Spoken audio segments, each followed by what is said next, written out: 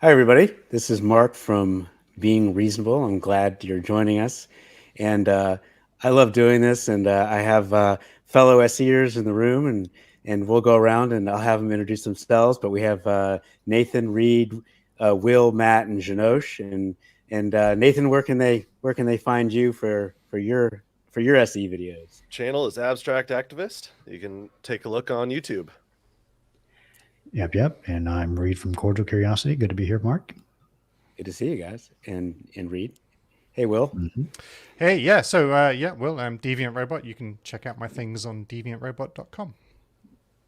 Hey, Matt. And I'm Matt. I don't have a YouTube channel, at least not yet, but I enjoy SE and enjoy watching SE. So glad to be here. We like your insight. And Janosch? Yeah, I don't have a YouTube channel yet as well. Janosch. You can, yeah, Oh, sorry. that's right. You can follow me on Twitter if you like, under _Prometheus. And I hope that we can get some German language content online soon. I'd love to watch that. Yeah.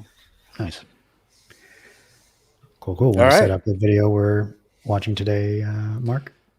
Yes. So I got a lot of traction by going, I guess about 6 months ago, I went to the Body, Mind, Spirit Expo in Raleigh, North Carolina. And I took my video equipment and I had some help. And we basically just set up a station where people came by and I explained, had this big board and I explained exactly what we were doing. And it was really such a straightforward, easy way to get really good interviews because, we were at a place where people had very intense beliefs and they really wanted to tell you about them. And so there's some similarities about a lot of the videos I got from here because generally there would be a large preponderance of supernatural beliefs and other claims like that. And but it was really, really interesting and a lot of the similarities I thought were really cool. And I've kind of been, I'm almost at the end of the videos that are worth putting on, and I've been editing them, and I'm trying to edit them together to put together some kind of I think it kind of make a kind of a cool doc where I would kind of edit, since many of the claims and many of the responses are so similar, it'd be kind of cool to put them all side by side and make it kind of a cool teaching experience. Yeah.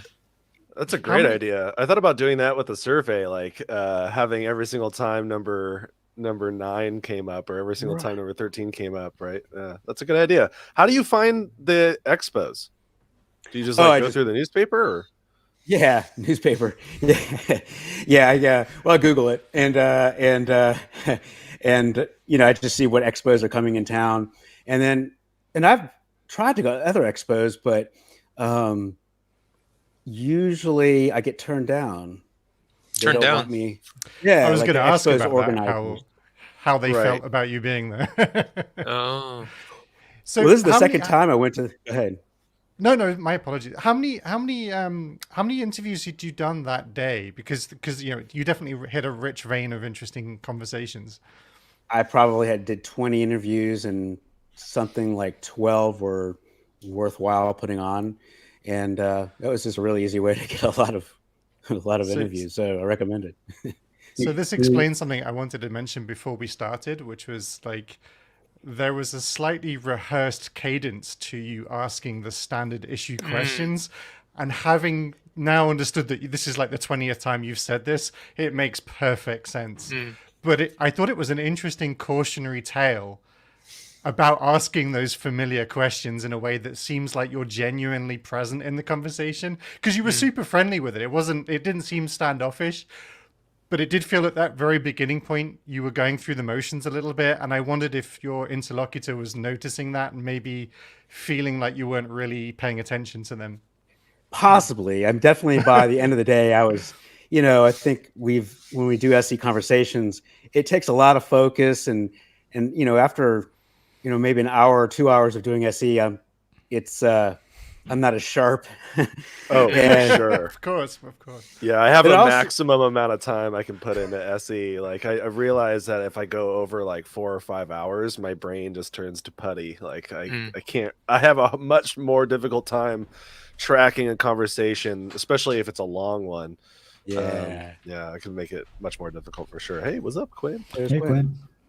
And also, I knew in the going into it, how I wanted to cut it. So I wanted to ask questions very similar way, so I get it elicit the same sort of responses. I thought. Gotcha. These organizers, when you've been there once, do they allow you to set up your table again, or Yeah. what's the Yeah. experience? Okay.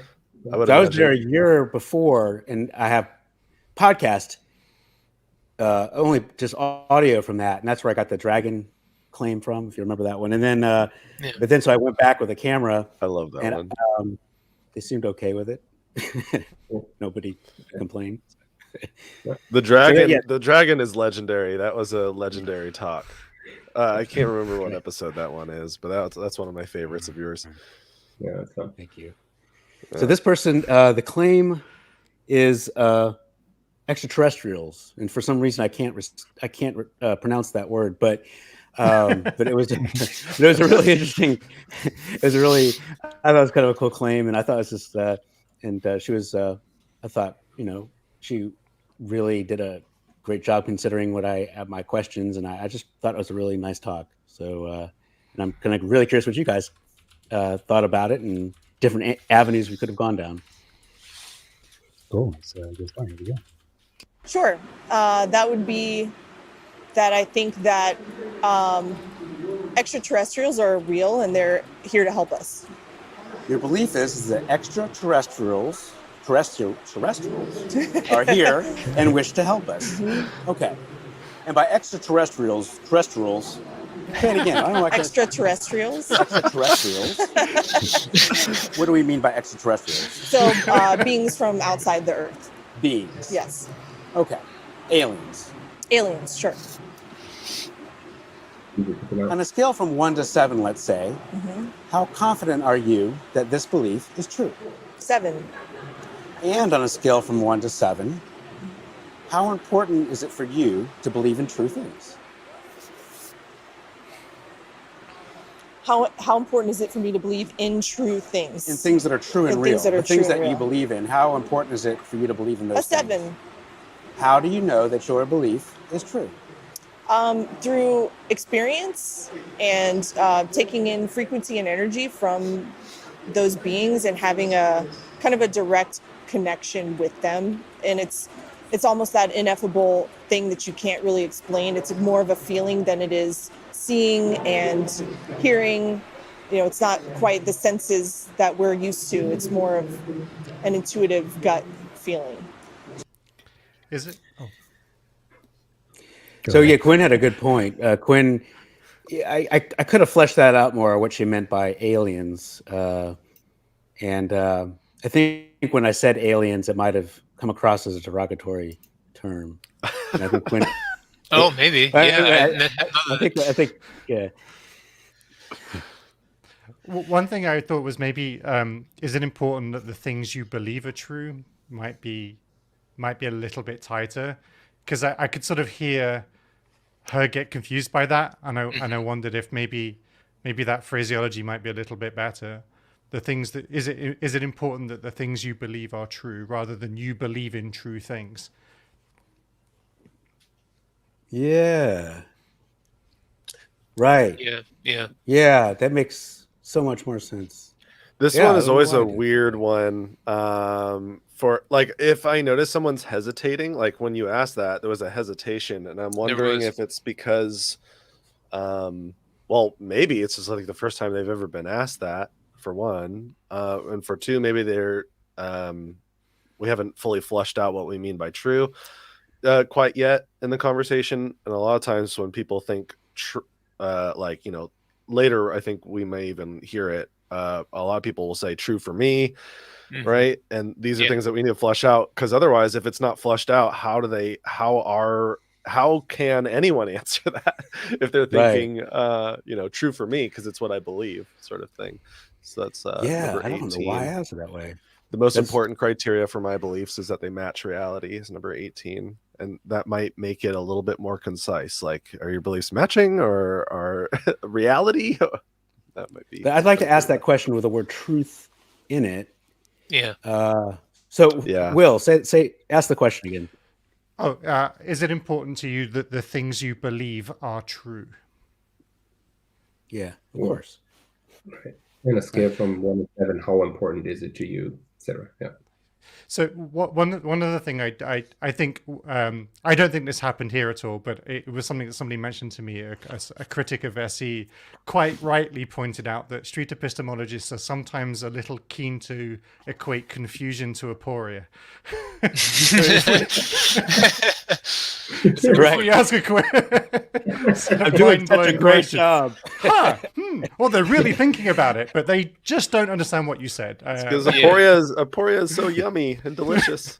Well, it's true. Like, I think that there's something to that in that, like, a lot of people aren't used to having like conversations where they have to think. And if you sometimes just asking a question, like you're not used to someone asking a question like that's actually kind of deep, and so like maybe they're not ready for it. I think that can happen sometimes. Yeah, sometimes the way you pronounce extraterrestrials has the same effect as well. That's also right. Like, right. This person is an idiot, and so I'm not going to expect any big questions coming anytime soon. I'm wondering, Mark, you're doing like 20 of these in a single day. So like when somebody sits down, are you telling them, hey, I'm doing this thing that's called street epistemology. Have you heard of epistemology before? Like, do you do that before the camera rolls? Like, do you talk about epistemology and what that means? Well, I have since, I had a whole like board, and it basically, I wish I could pull it up what I said, but I basically explained what I'm doing, and where you could even go to listen to like Being Reasonable podcast, so people could check it out before they even came on, because I do want to be upfront, right, about what's going on, and I do talk about it beforehand, and then I even explain it further because I knew I was going to be stringing these together. People want to create content like we do. I even in this case had like a piece of paper that they signed and a kind of explaining it and that they're going to be on video and just that's things smart. like that. That's pretty good. Is it like a non-disclosure or not a non-disclosure? What's it called? What's it called? Where you sign? It's a waiver. A waiver. It's a waiver. Release form. Thank you. That's a release form. Yeah. I should probably do that too. Yeah. I don't usually do that, but yeah. I just want to say one thing real quick, and maybe this, it's pretty basic, but like, everyone kind of has their triggers, even people who do SC, and this was a reminder to like just avoid reacting to them, because there are some woo words that she used, just the frequency and the energy I absorb, and if like you're in the wrong mood and you smirk the wrong way, it can really derail a conversation. So like you really have to check that stuff. I completely agree with that. And I actually think, Mark, you do remarkably well in this interview specifically, I think, to remain open and friendly and communicative and non-sarcastic or dismissive. It's really good. Well, thank you. Definitely. And I in my earlier days doing SE, sometimes when people would say words like that, I would immediately want to go down certain rabbit holes that weren't quite related to the claim. And I try to hold back now. I try not to, because it's so easy there's so many things that come up and you can easily get drawn into a place that really doesn't address the central claim. Yeah, you stuck to the method, and I think that was a good guide through the conversation, I think, which was, it was nice to see. Cool. Yeah, and unfortunately we are running the video from a connection where it's probably not the best on my computer here. So hopefully it's not too blurry, but we can hear it. That's okay. It's an experience, it's a feeling, it's a gut feeling that you have. It's something that's difficult to show somebody, but something that you feel. Correct. Okay. if Timmy, let's say, Timmy's sitting next to you, and Timmy hasn't had that experience that you have. You've had this really strong connection with extraterrestrial beings and aliens, and he just hasn't had that experience. And I'm a third person. I'm sitting there and I'm watching you and Timmy talk. And I just want to know what's real and true, objectively true in the world. Hearing you and Timmy talk, how could I find out what's real, what's true? Well, for me, it's not important that I impress that belief on anyone else. I think I'd rather present information that this is my experience and have other people just... I wanted to say something regarding this outsider test that I thought when I watched this earlier was, you asked it in an interesting way. You asked if there was someone else who didn't have these experiences, would you expect that they might have the same belief, was kind of what you were asking. But I thought it might have been more effective if you had instead asked, what if someone had experiences like you had, but they attributed them to something else?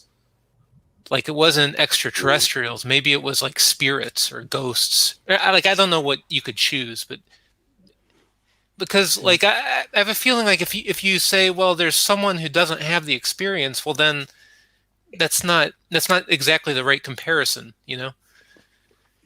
I kind of felt like the outsider test was also slightly strange because in both cases, both you and Timmy were neutral about the position. So it wasn't somebody making an opposing claim and you were trying to arbitrate between the two positions.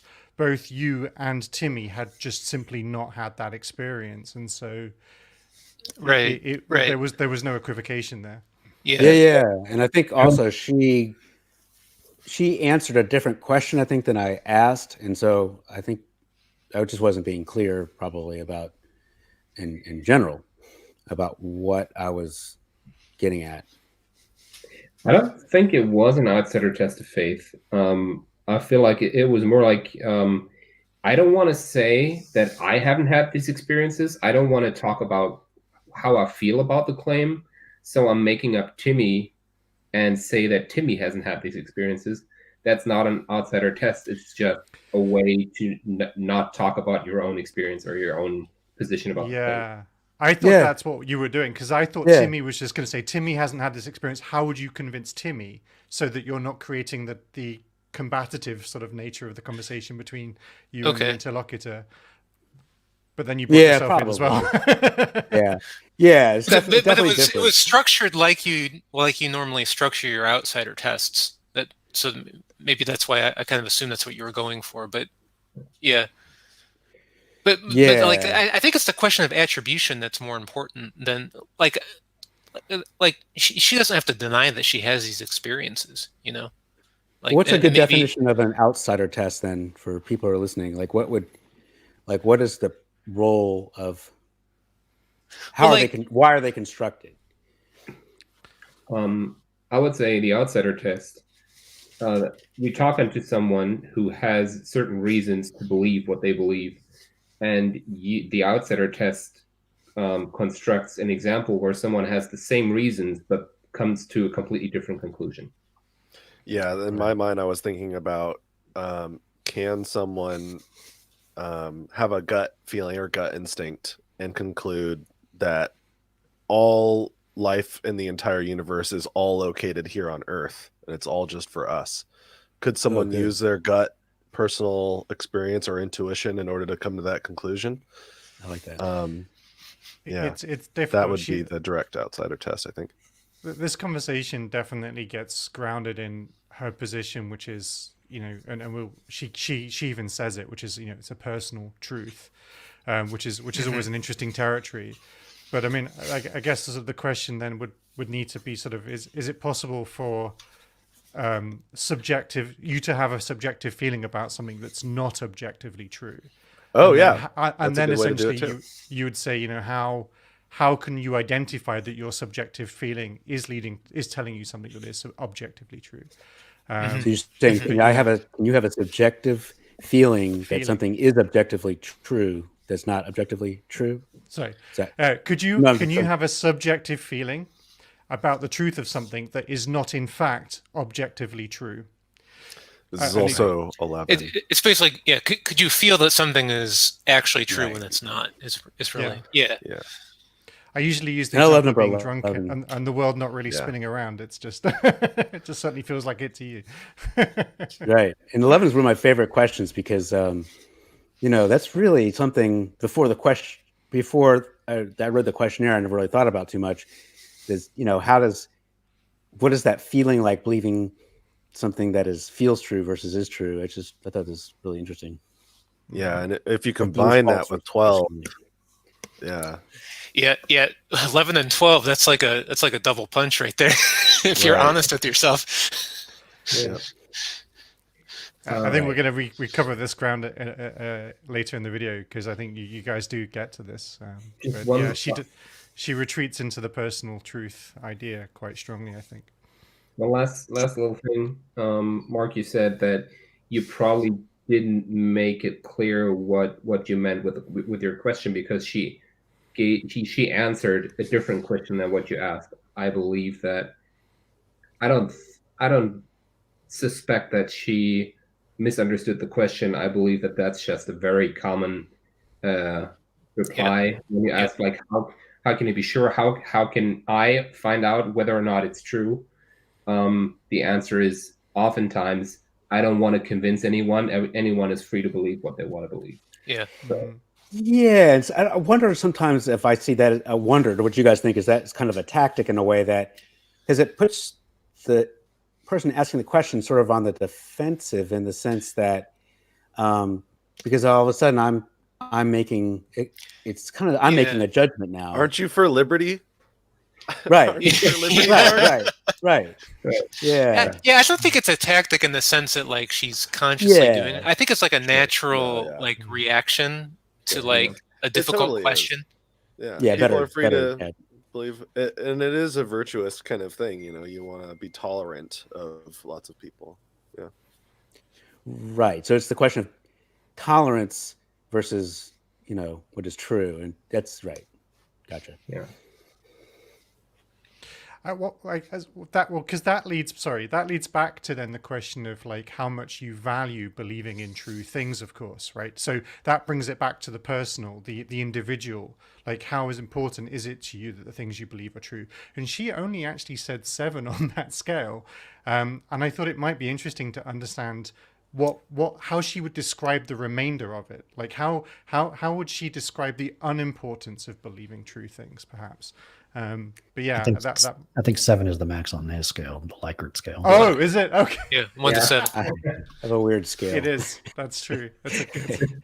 Yeah. I retract everything I just said. Let's keep going. Here we go. And that this is my experience, and have other people just try to be open to it as opposed to just closed off. But if somebody's not open to it, I'm not going to force the issue. Does that make sense? Sure. And I think we're saying everybody's entitled to their own beliefs. Right. And I think that's why I asked you on a scale from 1 to 7, how important is it for you to believe in true things? And you said a 7. And so if I want to know what's true, and I hear you and Timmy talk, how could I come to that conclusion? How could I find out what's true and real? Is there a way? I'm not sure that there is it because I think it's subjective. I think it's what's true for me is not necessarily what's true for you. Your experience here is different than mine. You're meant to have different experiences than I am and know different things. You may have come a long way in a certain path and I may be on a completely different path. So it is very important for me to feel and believe that the things that I think are true, but I understand that that's not the case for everyone. I'm actually convinced as a result of this video in the psychic world. I think Mark fully was able to cognitively know I was going to mess up his scale. And even in the video, immediately clarified his scale for my future objection. Brilliantly well done there, Mark. The psychic world is true. I rest my case. The only reason why I use scale 1 to 7 is because it has a 4 is a midpoint. Yeah.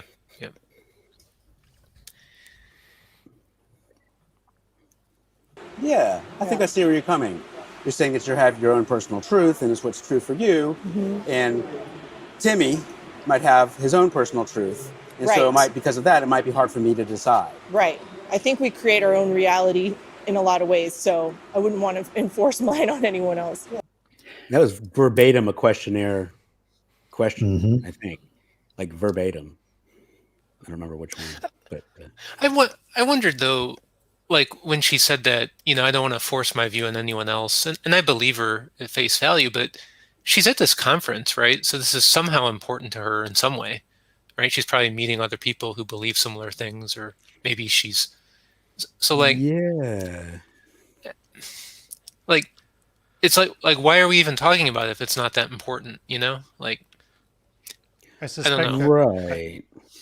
I suspect it's probably a useful convention, though, if you pardon the pun of convention, a convention not to challenge other people's positions, like in a space like that, right? Because lots Yeah. of people will believe, this is this is not a conference for people who believe that extraterrestrials are communicating with you personally, right? So this is going to be a place where lots of different positions are held. Yeah, it's amazing the variety of beliefs that were present here. Just in beliefs that I never even knew existed. Like there was a big camera set up where you would go in front of the camera and it'd show you a super blown up picture of your iris. And then someone would read your iris and tell you, have you heard of this? I had never heard of this. And then No. they'd read your fortune because of it. You've heard of this? I haven't heard of it as a fortune telling technique, but as telling you what kind of illnesses you have. Yeah. Yeah. Right. Keep going. I hear what you're saying. You see these boxes of larva snacks? I do. And you can have these after if you want. Ooh. That was a funny reaction she gave. Love the lava snack. Is this a sales pitch for larva snacks? I'm thinking He was a good that sport. there is either an even or odd number of larva snacks in this box. Sure. I don't know what the truth is. I presume you don't know what the truth is. But could it be said that there is an objective truth that doesn't matter what we think about it? Yes, So there's an objective answer there. there is. How is your belief about extraterrestrial beings different from whether there's an even or odd number of larva snacks? For me, it isn't. For me, it's objective, right? But again, I understand that something that is maybe paranormal or there's not a way to actually bring that to the forefront without a bunch of fear surrounding it, without. So you say, for me, it's objective. If I say, for me, it's objective that there is an odd number of larva snacks in here when there is an even number of larva snacks, is what I'm saying, do you think, correct? I would say it's correct. So if there's an odd number of larva snacks, and I believe that there's an even number of larva snacks, then there really is an even number of larva snacks. I mean, if you, there could be half in there. I guess I see what you're trying to almost debate, right? No. No? I want to know how you, I'm really not in debate. I want to know how you know what you know. Right. And So it's not that was a trigger word solid, for me. There's not a solid Yeah, thing I I can go thought- to. Debate thought- alert. Debate, how dare you? That was a trigger word, like, oh no, I'm not supposed to be doing it. I'm not guilty, Your Honor. Now let me debate on whether or not we're doing a debate. Firstly, she introduced the idea of subjective objectivity, which is fascinating. Yeah. Secondly, I thought the word fear that she mentioned in relation to her revealing the ideas in her head, sort of explaining it, externalizing it, I thought the word fear was quite interesting, and I don't know what that was connected to, but it felt quite odd in the nature of the conversation you were having, and so I think I would have picked up on that word, but I don't know how useful it would have been in an SE context. And yeah, I actually thought the way you defused the debate accusation was really well done, and it shows the defense that goes up immediately when somebody thinks it's a debate, right? And was diffused. Right. Wait, Because how immediately did I think, how I'm did- doing it all wrong. It's not right. There's I think what's going on here, and it'll become clear, I think, in just maybe 30 seconds or so, but I think what's going on is there's almost like a situation where she's like got different definitions of reality, and she's shifting between them. Like she's That's my experience talking to a lot of people where I'm from. And so there was like a better way to. It's like it's instruction of a concept, and I wish it's a really hard thing to get agreement on, and I wish there was a better way. So where I'm from in Portland, people use the second definition of reality more so, especially in these SE talks, than the first definition, which reality is like, you know, the cosmos and everything, and objectivity, like the part of existence that was around before this subject right here, right? And then number 2 is like your internal state, your internal reality, the only thing that you will ever know that exists for sure. Right. Is like the number 2, and that's the way I hear most of my interlocutors use it. I'm hearing people say, you know, it's my reality that I grew up this way, or it's my reality that I feel this way. And so the way that I address is usually, because I'm using the survey so much, is it's number 2. We all share the same reality and only interpret it differently. And then I just take this word reality and I ask them, if we replace the word reality with universe, how does that affect the way you answer number 2? We all share the same universe and only interpret it differently. Does that change? I'm not sure that she's making... I think she seems to me, in any case, to feel that she thing I can hold in my hand about it. Oh, that looks better. It seems that she feels that she has access to this confidence-inducing feeling that gives her a reason to believe in this position. But she recognizes that it's purely internal. She can't externalize it. She gets to that later, and I thought that would have been a good question to ask. She kind of admits it, but I don't want to cut ahead. But I do still suspect, though, that there's like an equivocation between reality. She's like, it's either even or odd, and you can be wrong about that. But there's some things that's not like that, right? And my belief is like that. Yeah, I didn't hear her make that part of the claim, which would suggest there were sort of divergent ideas about reality. I think she's just trying to point out that she can't externalize her subjective experience. So what's subjectively true for her cannot be extrapolated and made subjectively true for somebody else, right? So it's interesting. Yeah, that's a good way of thinking. Like, I didn't consider that. That might be right. I think she believes that it's true for everybody. She says my objective. She said, it is my objective belief, or I just remember. But she said it was objectively true for her.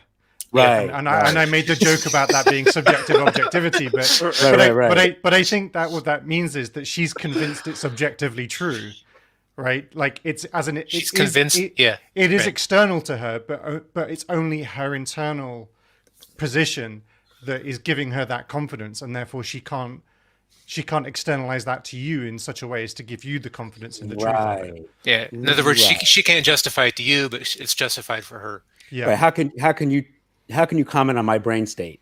I mean, it's my brain state. Yeah. And at this point, right, this may be true, right? Like it may be true. There's nothing intellectually incorrect about that position. I could subjectively just have an experience of something that is true about reality, but not be able to explain that to you, and it still be true, right? So. Yeah, the question then has to become, of course, how do you go about verifying that your subjective experience is actually objectively true, if subjective experiences can be misleading? Mm-hmm. And I don't think she's yet acknowledged that subjective experiences can be misleading, which I think is pretty key at this point. And that's another number 11 time to bring up number 11 again. Yeah. Yes. Yeah. Believing something that is false feels just like believing something that is true.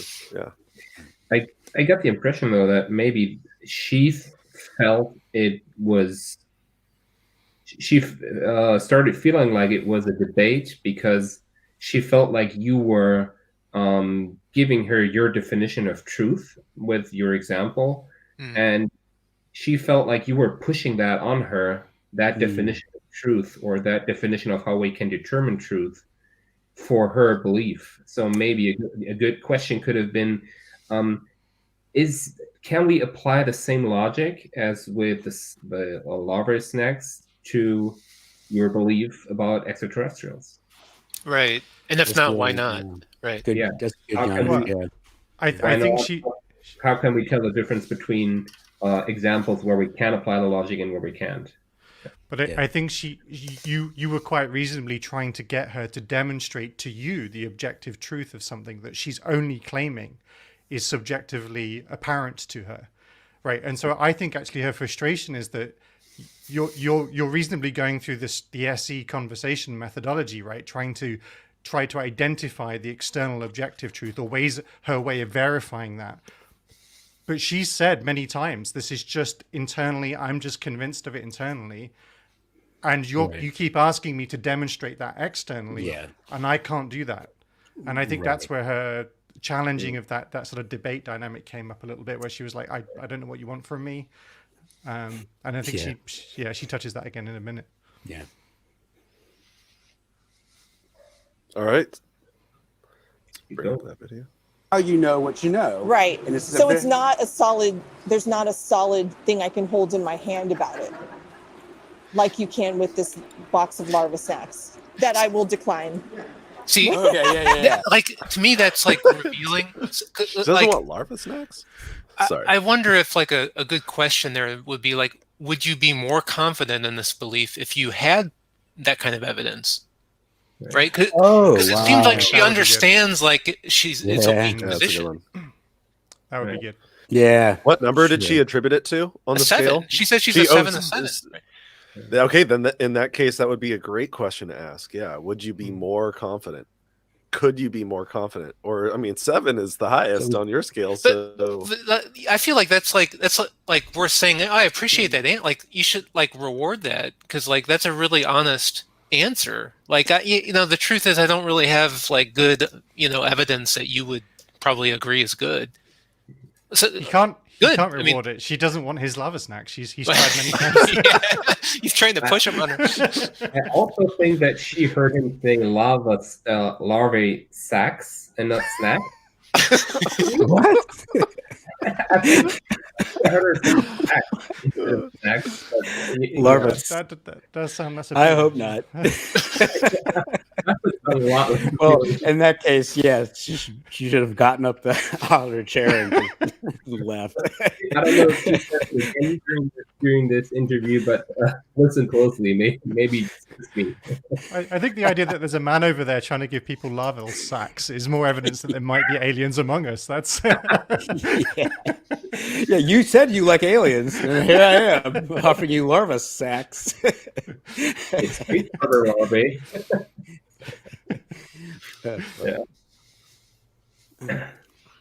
Yeah. But yeah, there's not a solid physical evidence of it.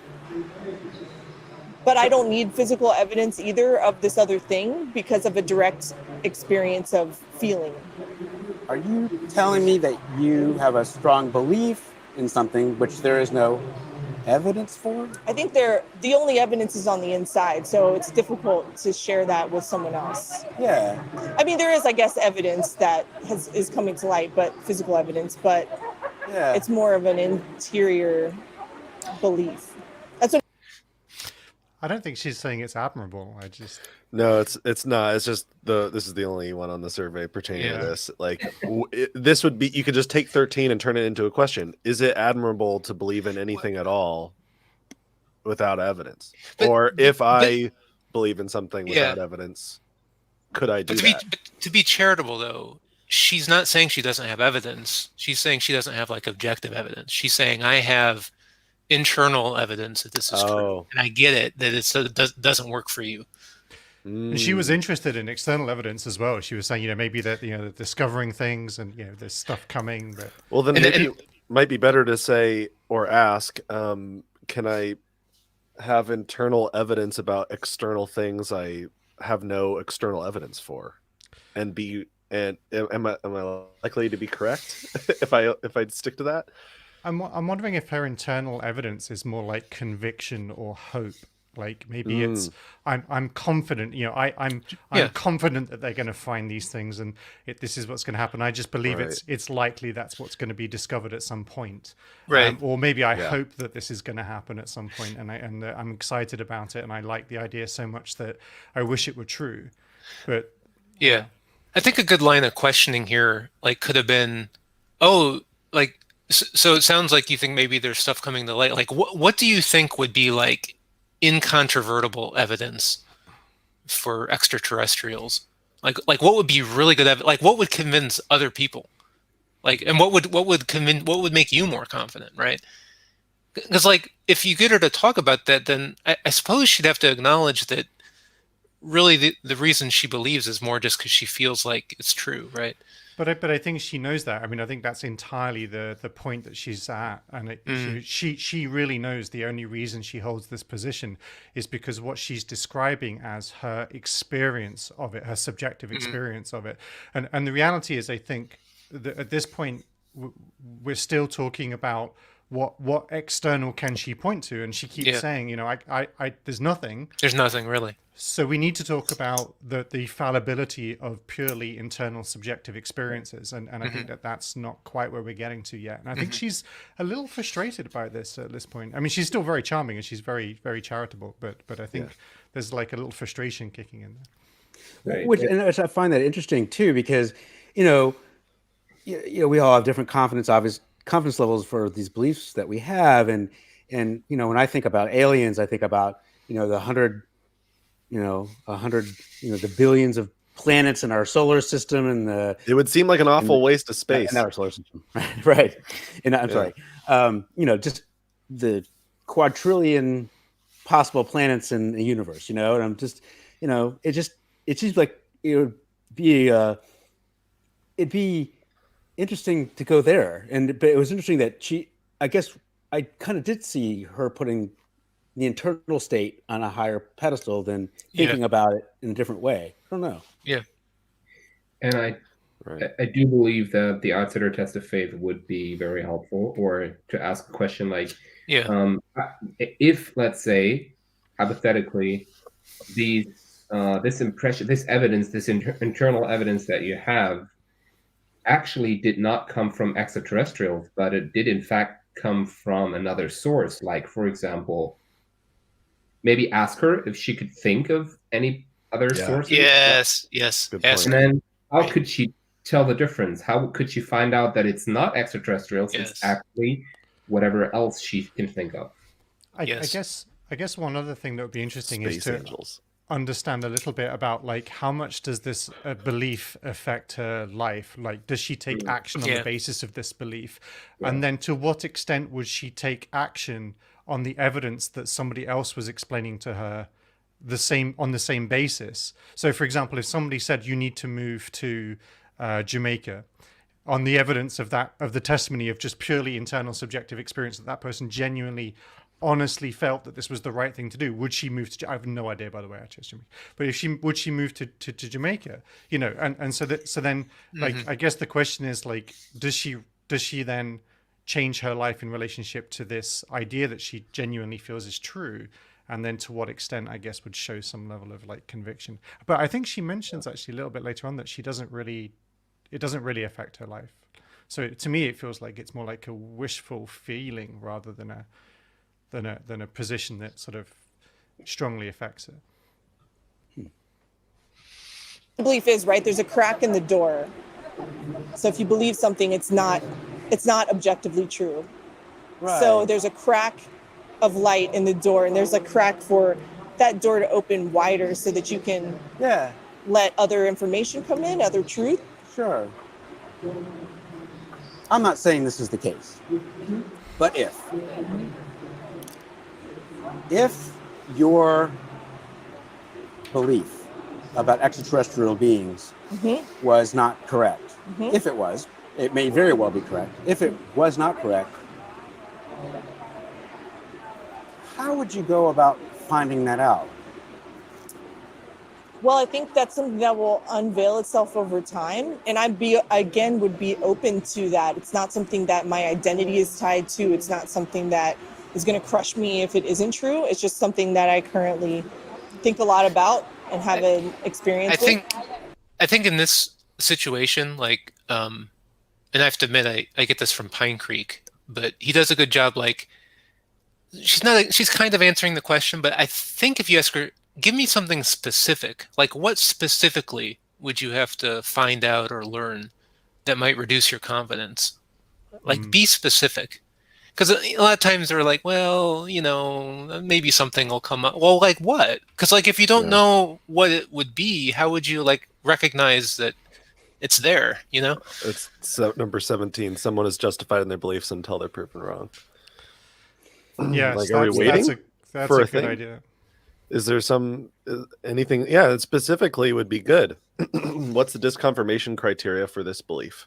And if there is no disconfirmation criteria, nothing that could change my mind to lower my confidence, could we be stuck in a belief, even if it's not true?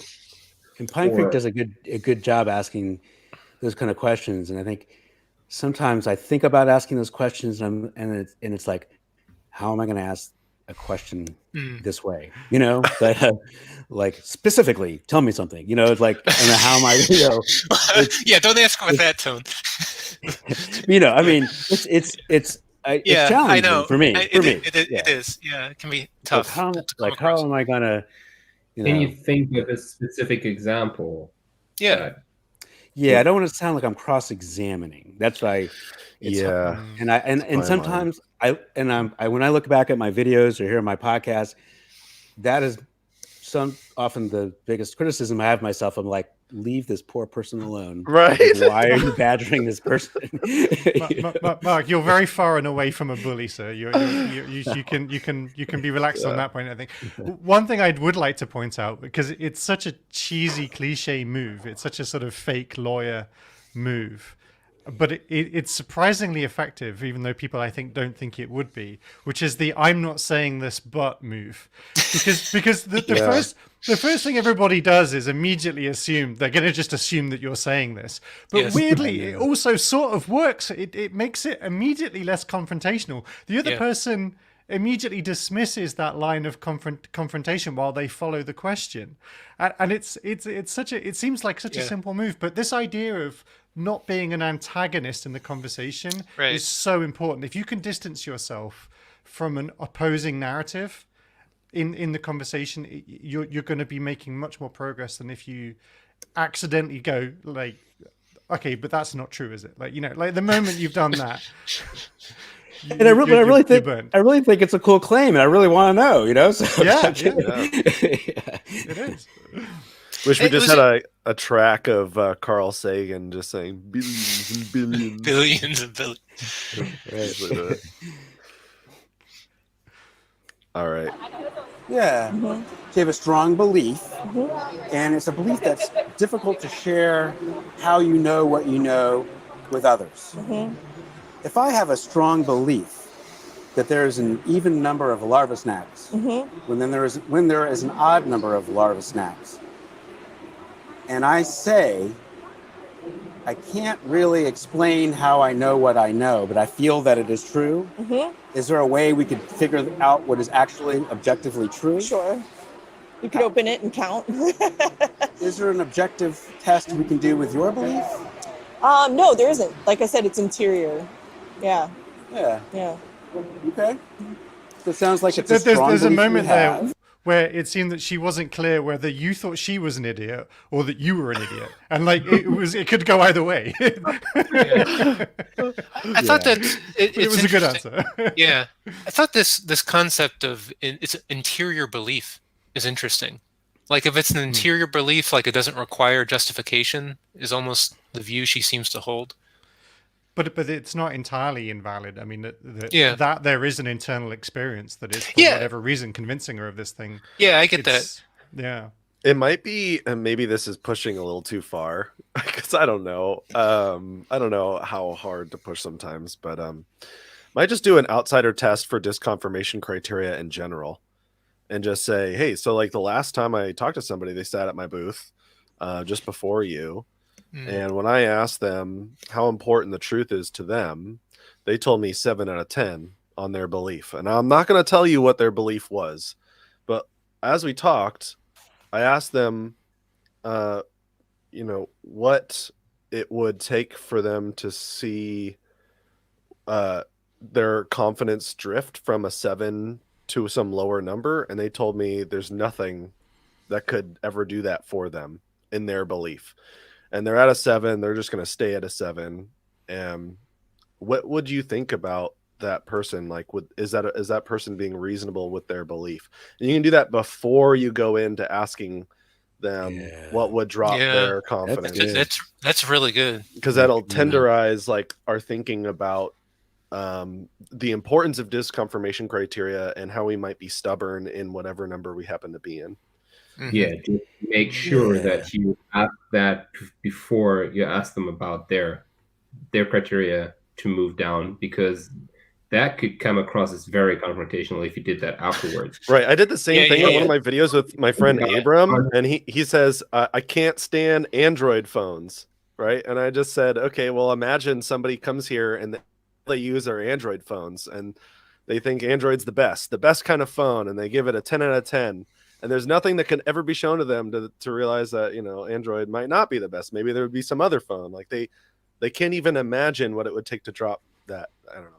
So you could do it with anything, even something that has very little importance in their life, and then move it to something that does have some more importance in their life. Yeah, and I think most people don't want to be, or don't want to appear, or don't want to be rigid in their thinking. And for sure, we all have experience with frustration in that. Yeah, right. It's hard to come up. Right, it's hard to interact with people who are rigid in their thinking and their beliefs, and we, as people, I think, kind of shy away from those people. And so I think the question at the beginning, like you said, Nathan, is really good. It's kind of disarming in a way. I like that.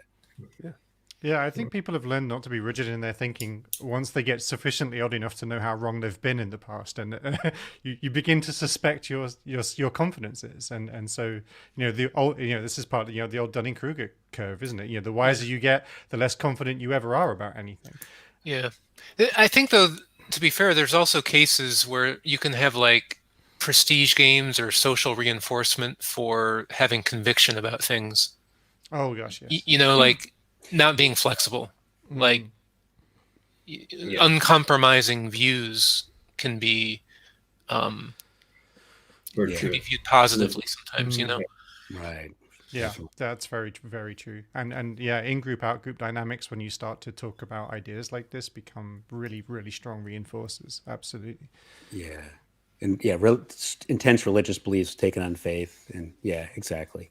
Or even even in the context of this convention, right? Like all of these people are here because they have an unspecified, unusual position on something, presumably. Like, I mean, I'm pretty sure that's not the sales pitch for the convention, but like ostensibly that's kind of what it is, right? It's a bunch of people with unusual positions, and they're coming together in solidarity over that one specific point, right? In celebration of that. Yeah. And so, I can imagine. Except for me.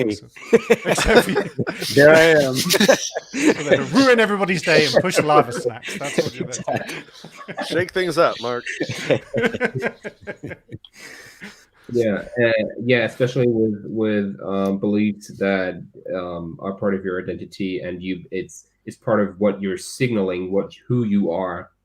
You want to make it very clear. Yes, for example, I'm a Christian means I'm a good person. Of course, you want to be strong in your belief. You don't want to be too open-minded to come across as lukewarm or something like that. Mm-hmm. And I thought that was remarkable, because actually in just a moment ago, she literally said, I don't hold it as part of my identity. Yeah. She explicitly called that out as if she's aware of this. Like, it's interesting. Well, I wonder why she said that. So do I. Interesting. And you know it to be true, but it's difficult to explain someone, to show evidence for how you know what you know. Generally speaking. Generally. Just generally speaking. Is it useful, do you think, to have a belief, any belief, that can't be shown to be incorrect if it's incorrect. Not saying it's incorrect, but if it's incorrect. Because if a belief can't be shown to be incorrect if it's incorrect, then how do we really know that it's true? Well, I would say that it doesn't really matter because, one, I'm not trying to make anyone else believe it. And two, if it promotes a feeling of unity for me with other people, then I'm going to keep it. Just a good psychological reason for you to have belief. Right. You know what this reminded me of? This reminded me of years ago, 10, 15 years ago, Sam Harris had a debate on the existence of God. And in his opening statement, he said, basically, theists argue one of three things. Either, God exists, or belief in God is useful, is the second thing. And then not believing in God is harmful. Right? And those are the only arguments. And actually, so when you kind of pressed her on it, if you don't know if this could be false, how do you know it's true? She kind of said, okay, well, it's useful. Yeah. And that's fine, nothing wrong with that. But it wasn't really the question you asked. Yeah. It makes her happy. It makes her feel part of a community. Which is kind of weird because again, that sort of feels like it's in that identity space. But in any case, yeah, I think it's sort of 15, kind of sort of. Yeah. Although you could replace comforting with useful or whatever. Yeah. Yeah. And I don't want to, this is partly challenge of doing SC. I don't want to pull someone's supports away. That there's holding them together, even though it says it's not part of our identity. But I don't want to, rattle it. I don't. That's not my. I'm 100% with you. When you feel like the belief is fundamentally harmless to the individual, it's so hard to press. I need to take this away from you in some way. Like it's you feel cruel if it's. But one question would be interesting, which is, could you remain part of these communities? Could you still have this unity without the belief? Could you still support people who believe these positions and, without having to hold on to it? Or is the feeling of unity that you gain through holding this position part of the reason why you're confident in its truth? Or do you think it accounts for some part of that? Yeah. I also wonder, I think Nathan has asked this question in the past. I think it's a really good question. Would you want to know if it were false? If it were false, that's the box of truth thought experiment. Yeah. Imagine you have a box of truth, or we both have a box of truth right before us, and we can ask it any question we want. When we ask a question, we open the box, look inside, and it gives us all the evidence we need to see to believe that it is or is not the case. Is there anything you would not ask the box? Right. That's a great one. I've never heard that, and I like that a lot. It's like a Twilight Zone episode, I think. I asked 3 different questions about it. The first one is just like anything overall. Would you want to know anything? Would you want to unknow anything? The second way is if you can only ask the box questions in which you are currently confident. In other words, you can only ask it about things that you currently believe, and it can only lower your confidence. It cannot raise it. Is there in that instance anything you would not ask the box? I'd want to ask myself that. I mean, I would imagine there's some truths that I just wouldn't want to know. Yeah, it's a tough question. So I don't even want to know what my current bank balance is right in this moment. There's when I ask this the first time, people come up with all sorts of horrors that they wouldn't want to know. They wouldn't want to know things that are extremely painful. Though when I ask them questions, when I ask them the second question, is there anything you wouldn't want to unlearn if you realized it was false? In that instance, is there anything you wouldn't ask? Sure. Almost across the board, everyone says, no, there's nothing I wouldn't let go of. I would let go of some false belief I'm currently holding, which leads me to believe, doubt is a virtue in this instance. And ignorance is in some instances is better. Like having doubts and questioning is more valuable than misplaced confidence. Which is a big surprise.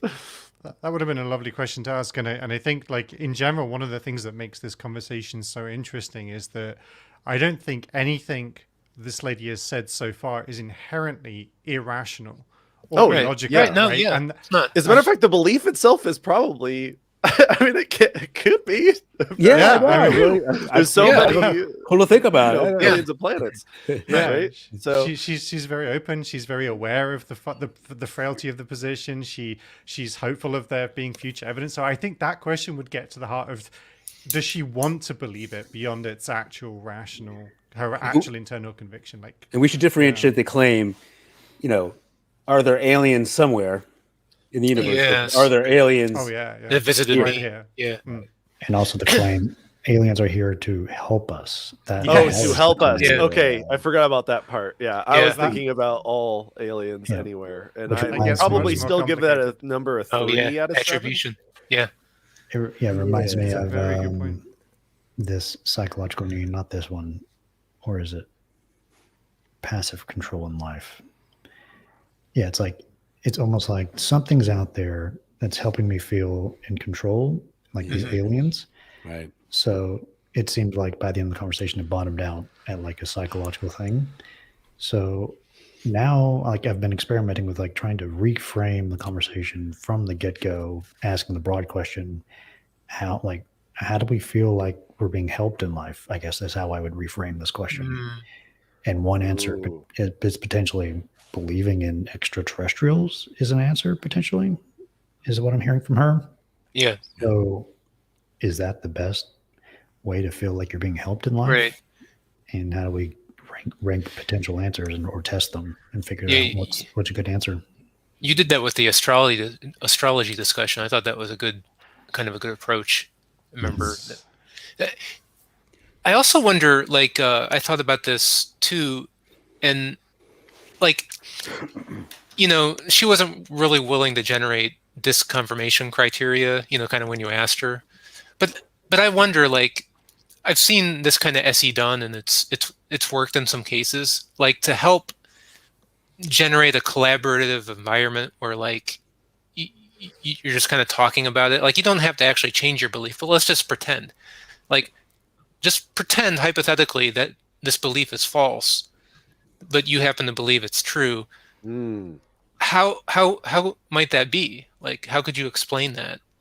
Or like, that's great. Yeah. Let's pretend it's false. yeah, let's That's like the envelope. That's what yeah, Pine Creek it's like does with this the envelope. Pine Creek envelope. The Yeah, envelope, it's like yeah. it's This kind of like envelope contains alter. the answer. Yeah, it's kind of like alter casting. Let's just pretend it's false. Yeah. Like, Let's What pretend. envelope? I did what's the that? same thing. Go ahead. Can you explain that envelope? Oh yeah, go ahead, Nathan. He has a envelope, a magical envelope, and it contains within it the truth. And we opened it up, and the answer about the truth is that aliens are not here and they're not helping us. Right. Explain why that is, or explain why that is, and why some people believe. Right. Like, come up with a hypothetical scenario as to how this could be not the case, and yet people believe anyway. Love it. And It really helps generate disconfirmation criteria. You're trying to ask for a different hypothesis that explains the same. right, Yeah. and we're Right. trying to ask people to use their imagination, and I try to do. I mean, that's oftentimes why I not only when I do long form discussions, I want to know not only what people believe, but what they don't. Like, what are some common beliefs that people have out there that we don't believe is true? And can we come up with some hypotheticals as to why those people believe, even though that idea is false? And if we generate enough, imagination around that scenario, it Right. gives us stuff to apply to this one and see how we're different. Yeah. In fact, in this situation, because you're at this expo, right, you could have asked her. Now, is there anyone you've talked to here who has like a belief that you think is pretty crazy, Wow. Yeah. right? Yeah. And you could kind of explore it in that way, right? Yeah, there's one guy over there that thinks that lava snacks are a food type. And other people might want them. Love snacks or love sex? Lava sucks. Reid, I've got to say, I am so annoyed at this because what you pointed out about the actual basis of her claim about this point that it wasn't simply because we've all done the same thing that I think Mark was doing in that thing, which is of course we just hone in on this truth claim of extraterrestrials, but that wasn't all the claim. It's a very big difference between claiming that there was a historical Jesus and also claiming that Jesus was divine and did all the miracles. Right. Those two, the order of magnitude necessary to define those things is massive, and between those two things. And so this claim is that's actually what I was saying earlier about like everything so far is rational. Yeah. Well, it is only because we've not gotten her to articulate why she feels they are helping her. Like that is really important to the nature of this specific claim, and I just dismissed it. Like, and I'm really kicking myself because I realize I do this a lot, probably, where I just hone in on the core. How did you believe? How did you conclude in the first place that whatever was happening, whatever kind of evidence you had, was coming from, was pointing to that conclusion? Mm-hmm. Yeah. Have you always believed this? Right. Yeah. It'd be interesting to discuss the claim aliens are here and they want to harm us. They're out to harm us. And it'd be interesting to what if Timmy believed that? Well, one of the questions a lot more people actually believe that's true, you know, like lizard people and stuff. They want us to believe they want to help us, but in fact they harm us. They're fooling us with their energy and frequencies.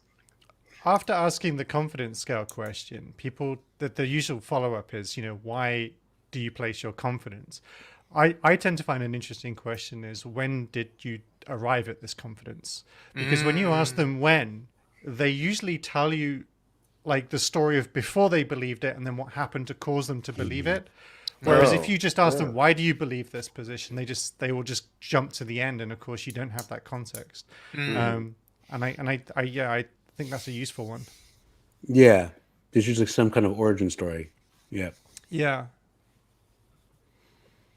So that was basically the end of the video. Was that the end of the video? Oh, is that it? It's basically like 2 seconds left. Okay. Thank you so much. I really appreciate it. And I do try to ask good questions. Hopefully you saw them as good questions, but I try to make this friendly. Absolutely. Yeah. And I just... And in on good terms. All right. Well, it's just I was still mindful of the debate. Yeah, that would have tripped me up. That's a low blow for someone trying to do SE. Yeah. Oh man, you hit me where it hurts. You're right. This was really interesting. I think, Nathan, like some of your thought experiments I've really got to think about. But honestly, Reid, I think you totally blindsided me with that whole, like, you just missed half of the whole question this whole time. And I'm just like going to kick myself later for that.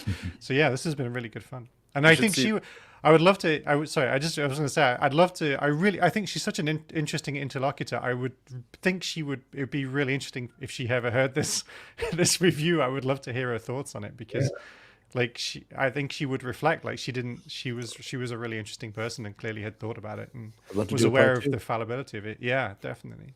If you watch that, we'd be very happy if you reached out to us and 100%. tell us what you think about the review and about the conversation. Yeah, absolutely. Yeah, and she was a good sport, a great interlocutor. It was a lot of fun. And as always, Mark, you are ineffably charming and friendly, and you're very approachable. I don't need to hear that you're concerned about your friendliness. Seems a little bit much. It's like Santa concerned that he's not getting on with kids well enough. It seems. Maybe offer some snacks that are different than larva, though. Well, actually, we'll practice pronouncing lava sacks. Yeah. What should it get? Look out for it. Listen closely. I think she said lava. I'll check that out because right, I wouldn't want to eat those either. So